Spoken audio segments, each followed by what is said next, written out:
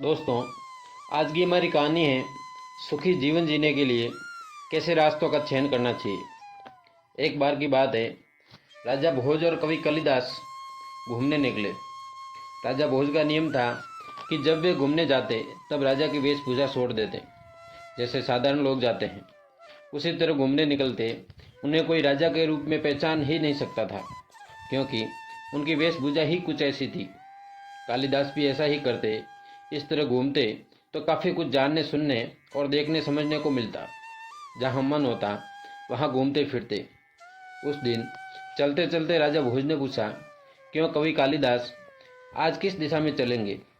कवि ने कहा, आज दक्षिण की ओर चलेंगे। राजा भोज बोले, ठीक है, कल उत्तर दिशा में गए थे तो आज दक्षिण की तरफ चलते हैं। दोनों चलते जाते थे और देखते जाते थे। इस तरह बातें करते, देखते और चलते हुए शहर से दूर निकल गए। एक नदी आई। नदी के किनारे से थोड़ी दूर एक पीपल का वृक्ष था। कवि कालिदास ने कहा, थोड़ी देर यहाँ बैठे हैं। राजा भोज बोले, हाँ, सुंदर पीपल का वृक्ष है, उधर देखिए, गाय चर रही है, नदी के किनारे पशु पक्षी भी मौज मस्ती ले रहे हैं, कितना अच्छा लग रहा है।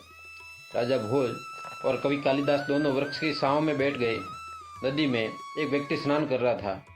किनारे एक दूसरा व्यक्ति खड़ा था। स्नान करने वाला व्यक्ति एक साधु था। दूसरे ने साधु महात्मा से पूछा, महाराज, सुख की राह कौन सी है? साधु महात्मा जी कुछ बोले नहीं, सिर्फ हाथ लंबा कर उस पीपल के वृक्ष की तरफ इशारा कर दिया। उस दूसरे व्यक्ति ने समझा कि साधु महात्मा ने कहा कि वे दो व्यक्ति बैठे हैं, उनसे पूछो। वह व्यक्ति राजा भोज और कवि कालिदास के पास पहुंचा, प्रणाम कर बोला, सच्चे सुख की राह बताएं। कवि बोले, हम क्या बताएं? उस व्यक्ति ने कहा, उन महात्मा जी ने आपकी तरह उंगली दिखाकर पूछने का इशारा किया था, इसलिए मैं आपसे पूछने चला आया। कवि कालिदास और राजा भोज को आश्चर्य हुआ। राजा ने कवि से कहा, चलो साधु से ही पूछें कि उत्तर देने के लिए उस व्यक्ति को हमारे पास क्यों भेजा। कवि और राजा दोनों उस व्यक्ति को साथ लेकर साधु के पास पहुँचे। फिर कवि ने साधु से पूछा, महाराज, सुख की राह बताने के लिए आपने इसे हमारे पास क्यों भेजा? साधु हंसा और बोला, सुख की राह बताने के लिए मैंने इसे आपके पास नहीं भेजा था, मैंने तो इसे सही व सुख की राह बताई थी। वो व्यक्ति आश्चर्य से साधु की तरफ देखता रहा। कवि कालिदास तथा राजा भोज भी आश्चर्य से उसे देखते रहे। साधु ने सुख की राह कहाँ बताई थी? साधु ने हंसकर कहा, आप लोग अभी भी कुछ समझ नहीं रहे। मैंने तो उस पीपल के वृक्ष की तरफ इशारा किया था, आप दोनों की तरफ नहीं। सुख की राह वृक्ष की जड़ और डाल हमें समझाती है। जड़ जाती है धरती के नीचे और डाल धरती के ऊपर उठती है। जड़ में अधिक बल होता है। पत्थर और कठोर भूमि को चीरकर जड़ नीचे जाती है और बढ़ती जाती है। इसलिए जड़ में सुंदर पत्ते, सुंदर फूल और मीठा फल नहीं लगता। डाल ऊपर उठती है।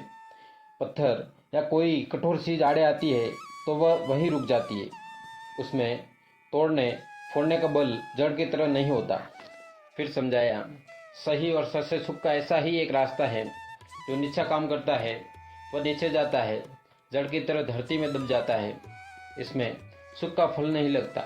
इसके विपरीत जो ऊंचा काम करता है वो ऊंचा गुण पाता है, उसे सुख का मीठा फल मिलता है।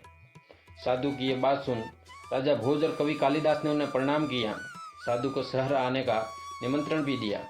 साधु ने कहा, हम साधुओं के लिए शहर में रहना, घर में सोना और थाली में भोजन करना निषिद्ध है। किसी का मेहमान तो होना ही नहीं चाहिए।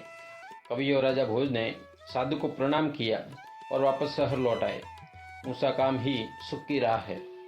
ऐसी ही मोटिवेशनल कहानियाँ सुनने के लिए डीके इंस्पायर्ड चैनल को सब्सक्राइब करें, वीडियो को लाइक करें और अपने दोस्तों के साथ शेयर ज़रूर करें।